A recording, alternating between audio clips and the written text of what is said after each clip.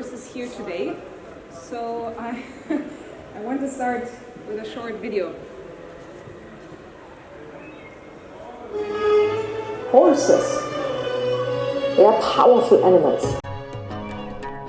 And when an entire herd is moving together, it sets free a lot of energy and motion. What can we learn from this about moving forward together? How can we bring together lots of different cultures and backgrounds who are not clear about the changing circumstances and don't know in which direction they are being pushed? How can we include even the weakest members to make sure that the entire herd is moving together in one direction? And how can we, with small shifts of our intention, redirect that movement and establish connections? Connections that are meaningful and humble and that help us get through hard times together as one team, as one herd, as one humanity.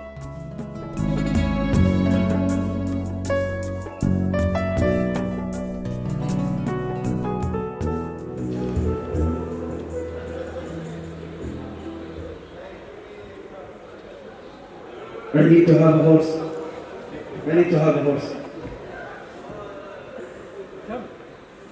Thank you very much.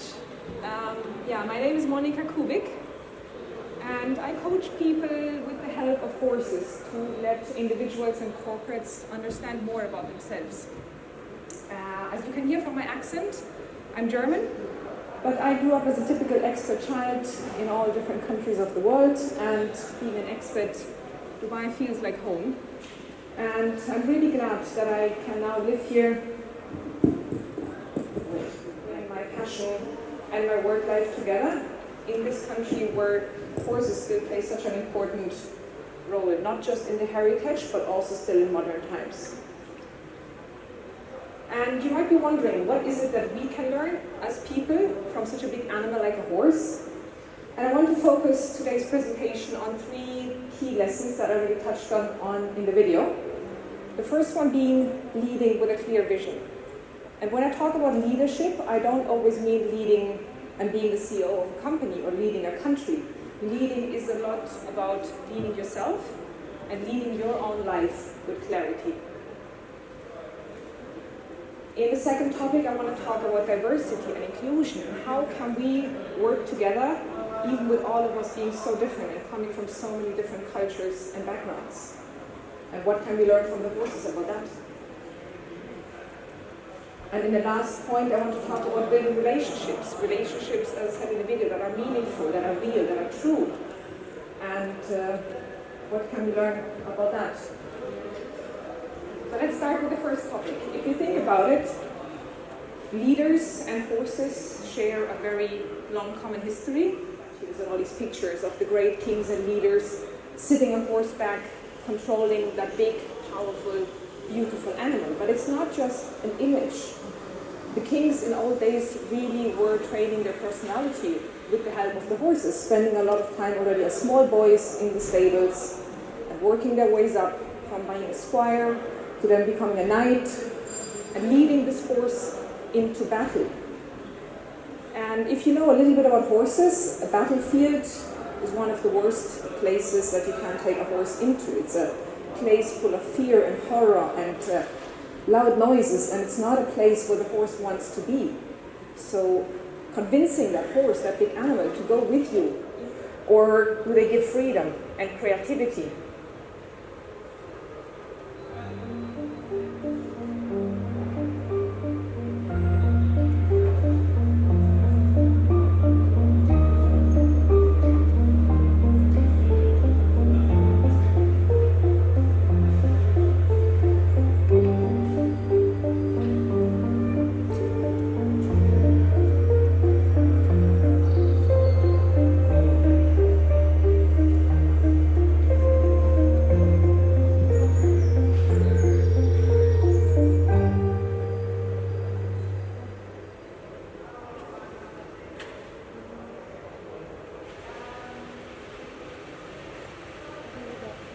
So the first learning for today, and something that I want you to try maybe the next time you get to meet a horse and go to a stable, maybe just become aware, see if you can lead the horse, and maybe even ask a friend to take a picture or a little video of you, and just notice, how do I lead?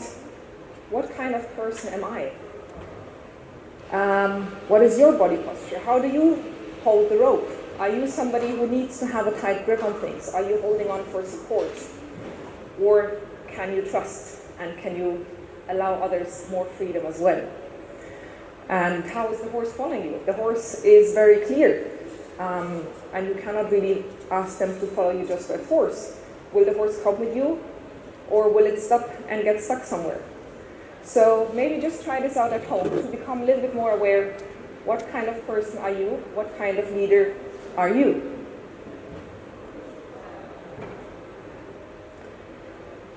Then to our second topic. A horse herd is always inclusive.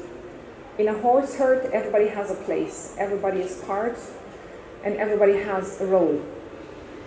By their nature, horses are herd animals. They're very social.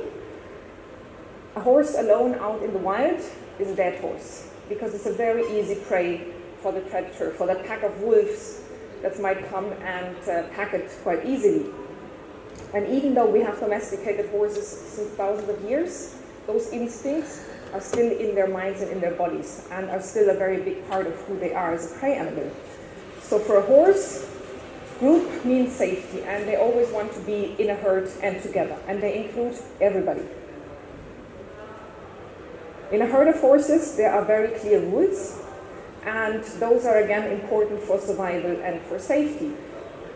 They get tested when there's times of playfulness, but in an emergency situation when the outside circumstances become difficult and different, and the horse herd has to run, it is crucial that everybody knows their role and knows their place, and that they all work together as one team so that they can escape from the danger and can stay safe and stay alive, really, basically. So, and just stand straight. Feel your feet on the ground. It's all about grounding and becoming present. Feel the ground under your feet. Feel your body. Maybe loosen up. Shake it all out. Let go of all the tension that is in your body, and just take aware of what's happening around you. What's going on around you. What can you see? What can you hear? What can you feel on your skin? Because it's really just in that moment of being present, of being in the here and now, that we can truly connect to others around us.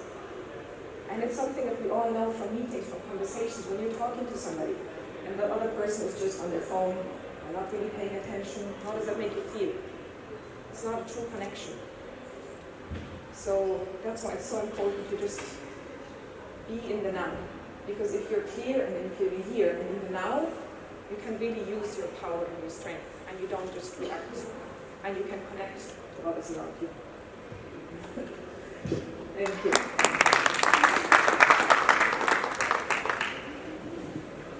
And then I will often start today with a very simple leading exercise where I ask the people, like earlier, to just lead the horse, maybe around some cones. And if there are 8 people leading the horse around the cones, it will be done in 8 different ways. Everybody has their own style, and that's fine. And you will have, again, some people that take a very short rope and just want to get the job done.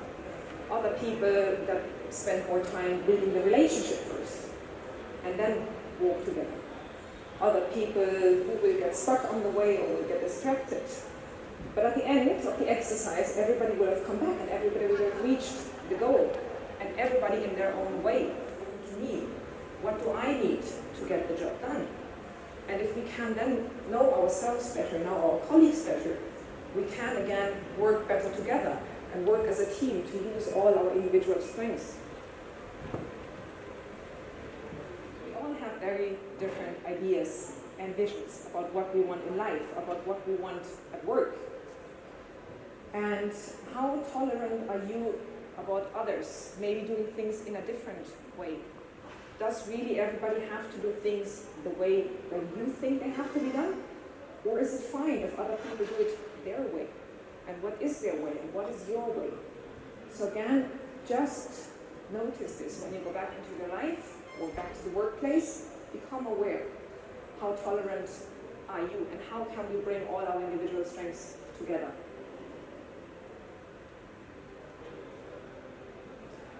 And then the last topic, relationships. In my workshops, I talk a lot about the balance between trust and respect. You need to respect yourself, and you need to get the respect of others. That's important for any healthy relationship. Now, from respect, it can also very quickly flip into fear if there's too much respect. And any relationship that's based on fear is not a healthy one. It's not lasting. On the other hand, if you're too nice and too kind and people don't really respect you, that's again not a really good base for a relationship. You might, other people might use your kindness and use it against you. So it's really crucial for any relationship in life that we find the right balance, but it's not something that you can just easily learn from a book. It's something you have to feel. It's something that you have to have in you. And the way we experiment this in the workshops is with the horse being completely free, without any ropes, without any head collars, and then trying to build a relationship with that big animal being completely free. And when the people can find that within themselves, get the horse to respect them, but also have that respect for yourself. Trust the horse, but also trust in yourself that this can work and that you can build a relationship. It's something truly magical that happens. Sina, we had it with you the first time when we tried to exercise with you, and that horse had this huge, big space, and it was in that big arena. But it decided to come with you, and to be with you, and to follow you, because you managed to find a balance. And it's just really a very beautiful experience to see. And when you can experience that, you can also take this into all other relationships of your life. How you deal with circumstances. Notice how you connect to others. Notice how tolerant you are to others doing things in a different way. Take one deep breath. When everything around you is crazy and chaos, just take one deep breath and quickly center, focus, become present, because that's your strength. That's where you can react and act with wisdom and not just out of panic. And it is really sometimes just small, tiny shifts in your perception that will make a big difference. Try and see things from a different angle. Maybe also try to understand a little bit. What is it that the others need? And how is it that they see things? And any leader is successful when he can make a shift from the I to the we. When you don't say, I achieved this, but we have achieved this. That's what leadership is about. And again, it's asking for help. We don't have to do things alone. Ask for help, and you would be surprised how much help you get, because asking for help is actually quite strong. And if we can do things together, we are a lot more powerful, just like a herd of horses. Thank you. I have plans. Now I want. No, I need to have what you have. I think you have. You have very huge journey with you. I think, huh? You need to share with us this story. Any questions, ladies and gentlemen?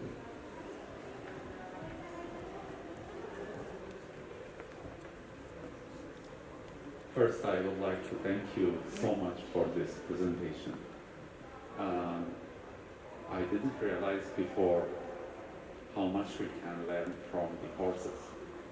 I thought it will be a presentation about horses. Yes. But I found that it's life coaching. Exactly. We can learn a lot from this. Yeah. But my question is,